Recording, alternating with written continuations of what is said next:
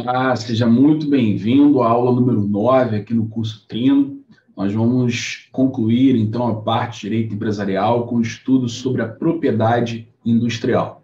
Nós vamos, então, ao nosso slide e vamos dar sequência, então, ao nosso estudo.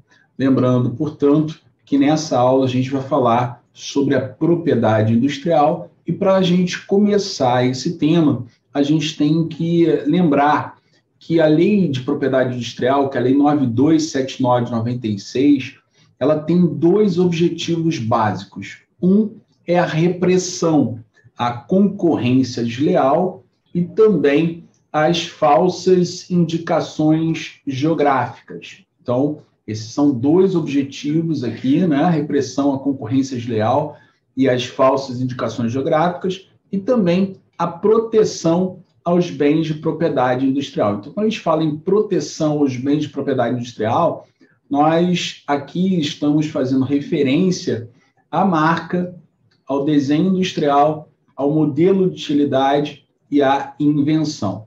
Então, nós temos dois grandes objetivos, a repressão à concorrência desleal e às falsas indicações geográficas, e, por outro lado, a proteção aos bens de propriedade industrial, que se traduzem na proteção da marca, desenho industrial, modelo de utilidade e também invenção.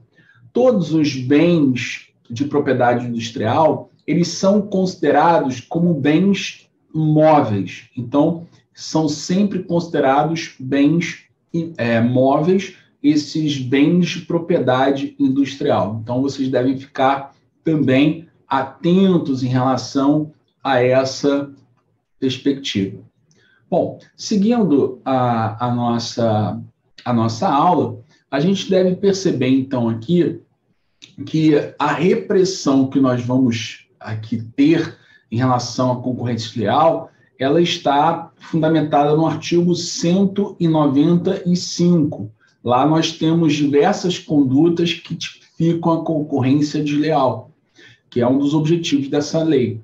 Também nós temos nos artigos 176 a 182 a parte pertinente à repressão às falsas indicações geográficas. Então, nós temos aí, portanto, esse cenário também, né? Então, atenção com isso. Bom, com relação às falsas indicações geográficas, a gente deve fazer menção aqui primeiro, a classificação que existe em relação às indicações geográficas, que podem ser de procedência ou ainda de denominação de origem. Então, quando a gente fala em repressão às falsas indicações geográficas, elas estão classificadas, as indicações geográficas, em indicação de procedência, de um lado, e as indicações de denominação de origem, de outro lado. O artigo 177, então, diz que considera-se indicação de procedência o nome geográfico de país, cidade, região ou localidade de seu território que se tenha tornado conhecido como centro de extração, produção ou fabricação de determinado produto ou de prestação de determinado serviço. Então, por exemplo, a região de Franca, em São Paulo, é uma região conhecida pela produção de calçados, por exemplo. O artigo 178, por sua vez, trata da indicação geográfica de denominação de origem.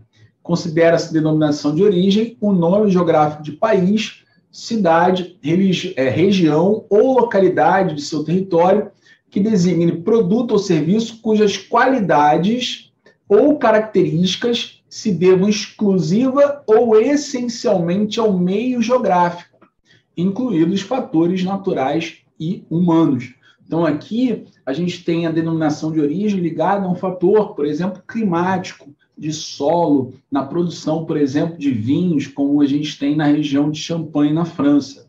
Então, nós temos, portanto, que respeitar essa denominação de origem. Então, eu não posso ter, por exemplo, uma champanhe que tenha sido produzida, por exemplo, no Brasil, com essa denominação, porque isso seria uma falsa indicação geográfica de denominação de origem.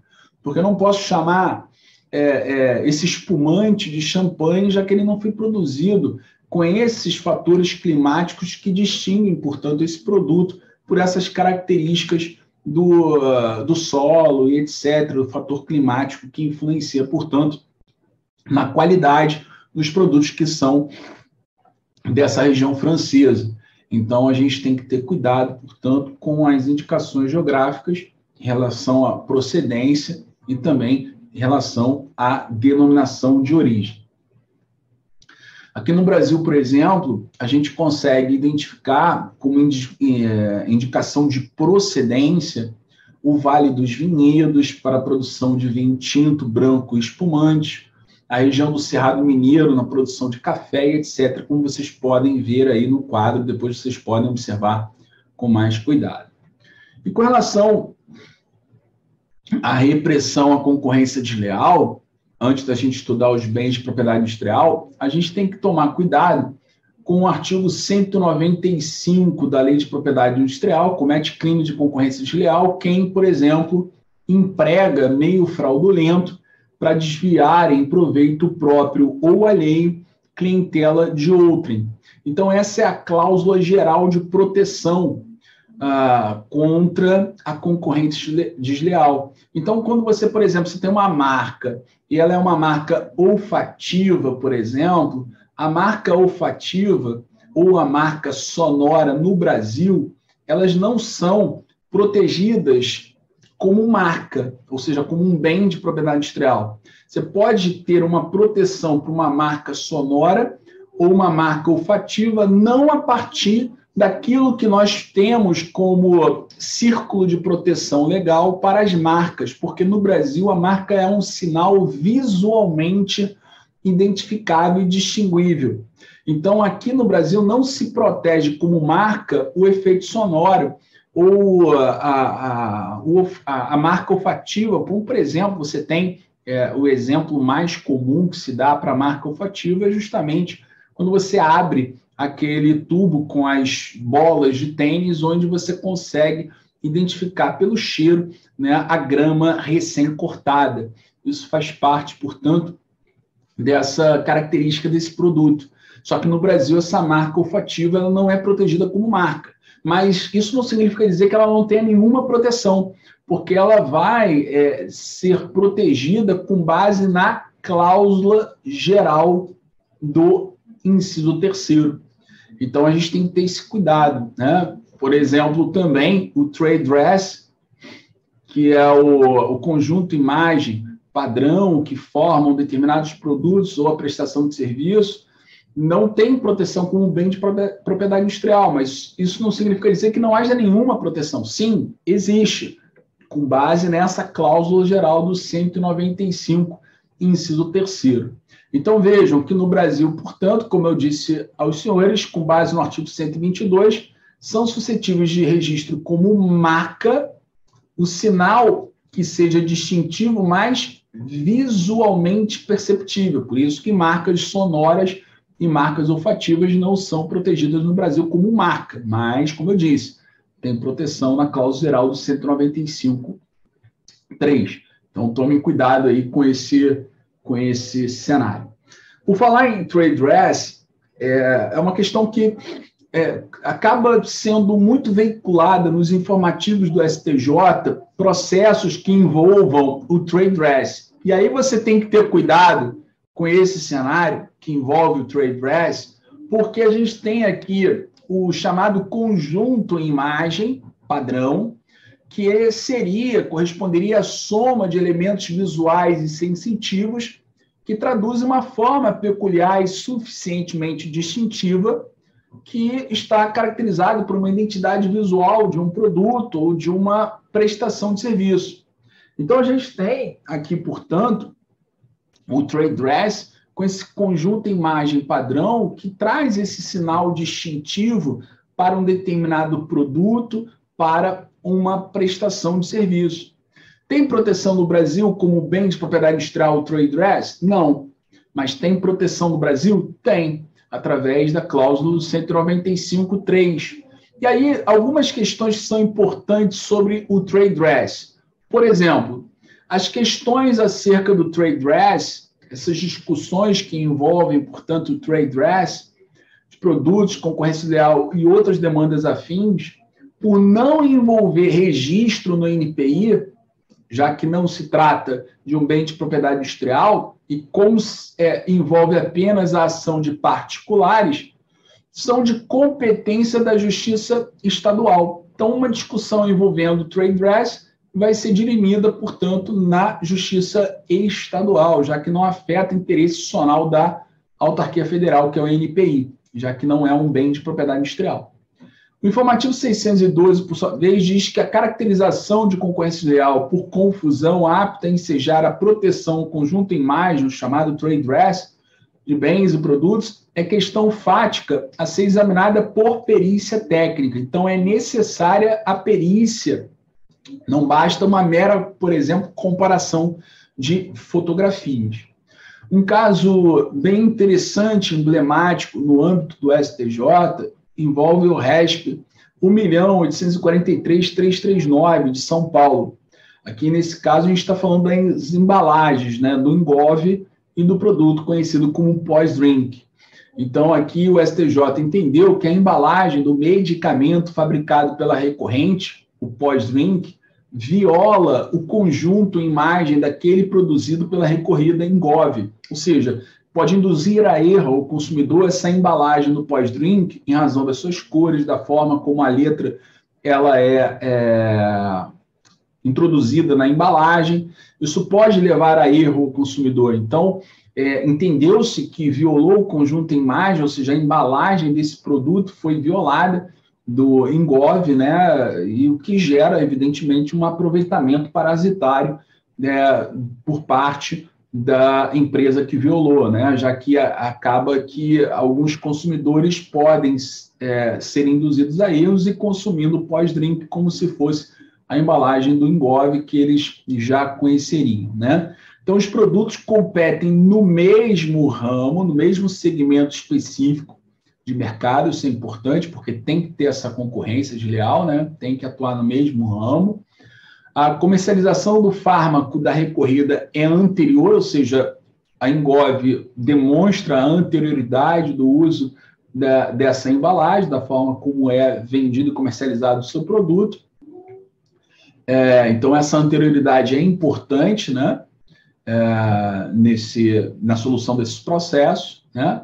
E a forma de sua apresentação é bastante reconhecida pelo público consumidor, ou seja, as pessoas que consomem o produto da engove já identificaram como é a embalagem, as suas cores, a sua formatação, etc.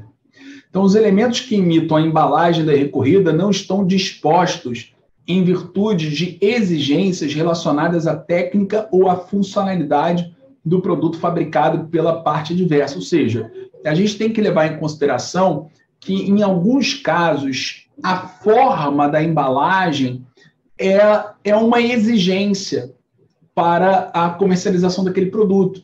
Então, evidentemente, se há uma funcionalidade necessária atrelada à técnica ou a esse produto que é fabricado, é lógico que não haverá uma proteção exclusiva para aquela embalagem. Só que, olhando para a embalagem do engove, não tem uma funcionalidade técnica ali, não há uma exigência para que o produto seja comercializado dessa forma como o engove vinha comercializando. Então, isso é importante, porque se houvesse uma funcionalidade técnica naquela embalagem que tivesse que ser dessa forma, aí a gente não garantiria o direito à exclusividade para a engove. Isso é um importante tema aqui julgado no STJ, vocês têm que prestar atenção nisso. Então, não se trata de simples utilização de cores semelhantes, mas de imitação de todo o aspecto visual, original e distintivo da embalagem criada pela recorrida. Então, a pós-drink, ela aqui perdeu esse processo em relação à engove. É importante, nesse ponto, sobre o trade dress, fazer menção também ao informativo 715. O informativo 715 do STJ diz que, para a configuração da prática de atos de concorrência desleal derivados de imitação de trade dress, não basta que o titular simplesmente comprove que utiliza determinado conjunto de imagem sendo necessária que a observância de alguns pressupostos para a garantia da proteção jurídica. Então, quais são esses pressupostos? Ele diz aqui, olha, ausência de caráter meramente funcional, como a gente já havia dito, né, que a embalagem não seja funcional, não tenha uma funcionalidade técnica. Distintividade, claro, para se distinguir em relação aos outros produtos que atuam no mesmo segmento mercadológico. A confusão ou associação indevida que o consumidor faz, acreditando que está consumindo determinado produto que ele já conhece uma determinada marca. E a anterioridade de uso, que se enquadram perfeitamente naquele caso anterior que vimos em relação à engove e a pós-drink.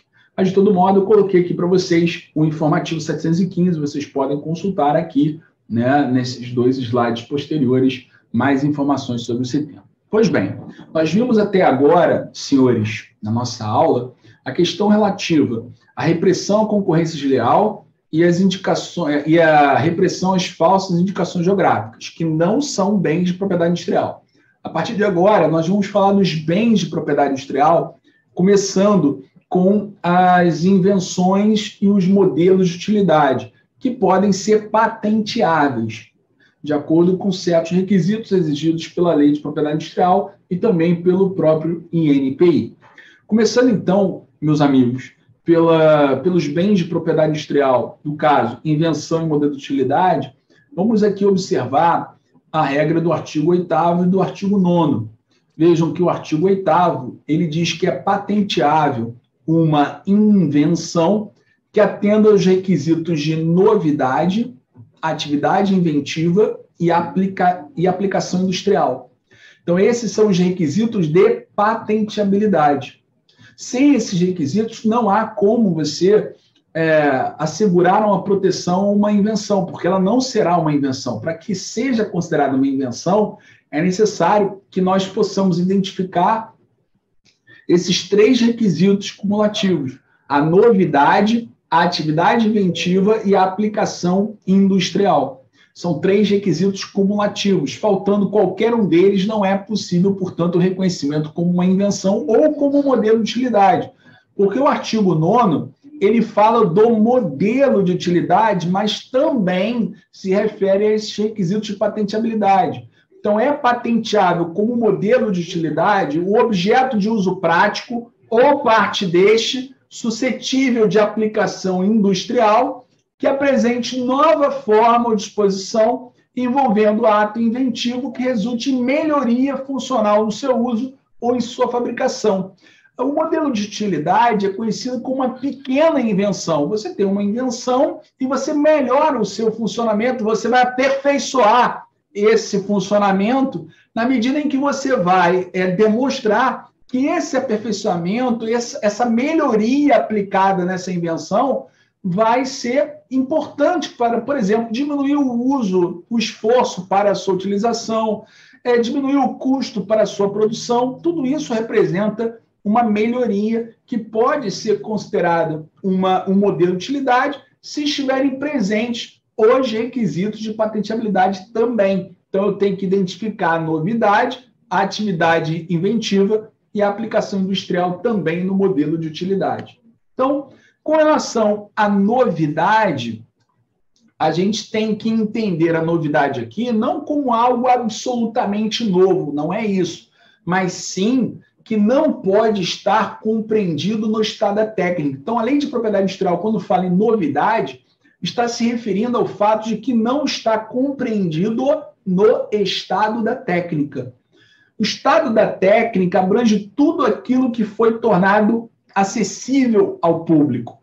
Todas as informações, as publicações que são feitas, tudo aquilo que já é de conhecimento público está compreendido dentro do estado da técnica. Então, para ser novo, não pode estar dentro desse chamado estado da técnica, ou seja, não pode ser de conhecimento já público, já divulgado ao público.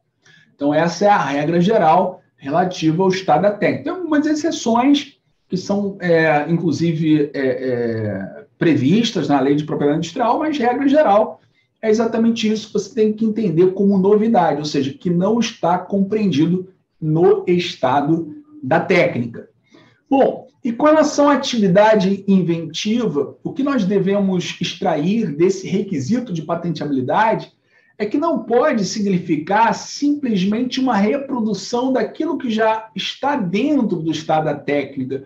É necessário que haja aqui, senhores, na atividade inventiva, algo que vá além daquilo que já é de conhecimento do público, fruto do intelecto do ser humano. Então, a atividade inventiva exige que você demonstre que está além do conhecimento daquelas pessoas que normalmente já atuam naquela determinada área, que são peritos, são especialistas, algo que realmente demonstre que houve ali algo que vá superar aquilo que já é de informação e compreensão dos peritos e das pessoas, dos profissionais que atuam naquele determinado segmento que corresponde àquela invenção ou modelo de utilidade. E os critérios para se identificar uma atividade inventiva são, por exemplo, a diminuição de custos de produção, a simplificação no processo de fabricação, o próprio aumento de eficiência. E, finalmente, a aplicação industrial significa que deve produzir um efeito técnico prático, ou seja, as concepções que são puramente abstratas, elas não podem ser patenteadas porque não vai ter uma aplicação industrial, ou seja, não tem como ser comercializado. Então, se você tem algo que você inventou, que tem uma novidade, que tem atividade inventiva, mas você não pode comercializar, não dá para aplicar industrialmente, então não há como se conceder a patente, uma vez que não está configurada a aplicação industrial. Ela pode ser comercializada, se ela depende, por exemplo, de um combustível que ainda não foi descoberto, então não há como você dar aplicação industrial, então simplesmente não há como se conceber a patente nesse caso, porque os 3 requisitos de patenteabilidade são cumulativos. Agora, observando a lei de propriedade industrial, é muito importante a gente lembrar que lá no artigo 10, nós vamos aqui identificar várias hipóteses que não são consideradas como invenção ou modelo de utilidade. Então, por exemplo, um clássico são as descobertas. As descobertas, elas não são consideradas invenções e nem tampouco modelos de utilidade. A descoberta é uma revelação da natureza. Não existe atividade inventiva na descoberta. A descoberta, ela é desprovida de atividade inventiva. É uma revelação da natureza, não é fruto do intelecto do ser humano. Então, por isso, não pode ser considerada nem como invenção, nem modelo de utilidade. Assim, a gente também tem as concepções puramente abstratas, porque falta aplicação industrial, como a gente já sabe, e outros cenários que estão aí indicados nesses incisos, que vocês devem ter atenção. Além disso, também a lei diz que não pode ser patenteado alguns cenários. Nós temos 3 incisos aqui que indicam aquilo que não pode ser patenteável, como, por exemplo, o que for contrário à moral, os bons costumes, a segurança, a ordem, as saúdes públicas. Agora, vejam vocês que o inciso 3º do 18, ele diz que o todo ou em parte dos seres vivos, exceto os micro-organismos transgênicos que atendam aos 3 requisitos de patenteabilidade, novidade, atividade inventiva e aplicação industrial, previsto no artigo 8º, e que não sejam mera descoberta. Então, o todo em parte de seres vivos não pode ser patenteado, mas tem uma exceção, os micro-organismos transgênicos, desde que eles atendam aos requisitos de patenteabilidade e que não sejam mera descoberta. Então, a gente tem que ter esse cuidado aqui. Esse é um ponto também importante que vocês devem ter atenção. Então, por exemplo, sobre micro-organismo, a gente tem um incidente de assunção de competência 04, admitido pela 2ª seção no RESP 1.610.728 do Rio Grande do Sul. Então, interessante, o STJ entendeu que há a possibilidade do patenteamento de micro-organismos transgênicos a fim de garantir ao autor do invento o privilégio temporário para a sua utilização. O STJ concluiu que o âmbito de proteção que está submetido à tecnologia desenvolvida pelo titular do invento não se confunde com o objeto de proteção previsto na Lei das Cultivares. A Lei das Cultivares, ela protege, por exemplo, a semente, né, a modificação morfológica da semente, para que você possa ter uma reprodução de flores, reprodução de árvores e etc., né? Dentro dessa perspectiva, né, da Lei das Cultivares. Mas uma coisa é a proteção que se dá à patente desse micro-organismo transgênico, e outra coisa é a proteção derivada da Lei das Cultivares, né? Até porque a Lei das Cultivares, no artigo 10, ela estabelece uma proteção ao pequeno agricultor, já que ele tem ali a possibilidade de não ser, de não ter que pagar royalties pelo uso dessas sementes, né? Ali em certas circunstâncias que estão definidas nesse artigo 10. Só que mesmo existindo esse artigo 10, o que o STJ decidiu aqui é que esse artigo 10 da Lei das Cultivares se aplica para a Lei das Cultivares, mas se esse micro-organismo transgênico foi patenteado na forma como a gente viu no 18.3, isso vai gerar a necessidade do pagamento de royalties pela patente que foi concedida, e mesmo que seja um pequeno agricultor. Então, é isso que ele decide aqui, portanto, no STJ. Então, ele fala aqui, olha, o âmbito de proteção a que está submetido a tecnologia desenvolvida pelo titulado invento não se confunde com o objeto da proteção prevista na Lei das Cultivares, pois as patentes não protegem a variedade vegetal que é o objeto da Lei das Cultivares, mas sim o processo de inserção e o próprio gene por eles inoculados na semente de soja. Então, a proteção da propriedade intelectual na forma de cultivares abrange o material de reprodução ou modificação vegetativa da planta inteira, enquanto o sistema de patente protege especificamente o processo inventivo ou o material geneticamente modificado. Então, a patente está relacionada ao processo inventivo ou o material geneticamente, então, modificado. Então, a patente processo, a patente no material, isso pode ser obtido na forma do artigo 18, inciso 3º. Um ponto interessante, vou até voltar um pouquinho aqui para vocês verem, olha, o artigo 10 diz que não se considera invenção nem modelo de utilidade, no inciso 5º, os programas de computador em si. Então, não seria, portanto, patenteável. A gente tem que ter esse cuidado com relação aos programas de computador, por quê?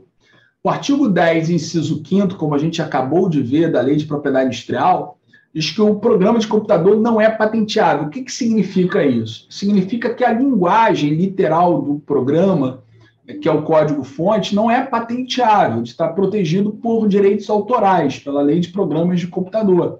Mas o processo que solucione problemas técnicos, alcançando efeito técnico não relacionado a mudanças de código, poderá ser patenteado. Então, existe a possibilidade de você ter a proteção do processo, não do código-fonte, mas do processo. E também a gente tem que lembrar que quando você tiver um software embarcado, como, por exemplo, a gente tem em veículos automotores, a gente tem, por exemplo, em aparelhos de telefonia, a gente tem até em geladeiras, ar-condicionado, né, que você tem, portanto, um software embarcado nesses produtos, aí você tem a possibilidade da patente relativa a esse software embarcado, né? Então, quando devemos considerar o denominado software quando estiver embarcado para o funcionamento em determinado aparelho, como é o caso de veículos automotores, telefones, geladeiras, ar-condicionados. Então, nesse caso, essa patente desse software embarcado, ele pode ser, portanto, objeto da invenção ou do modelo de utilidade. Então, atenção com esse aspecto. Vamos fechar, então, aqui o primeiro bloco. No próximo bloco, a gente continua falando um pouquinho mais sobre a invenção e o modelo de utilidade.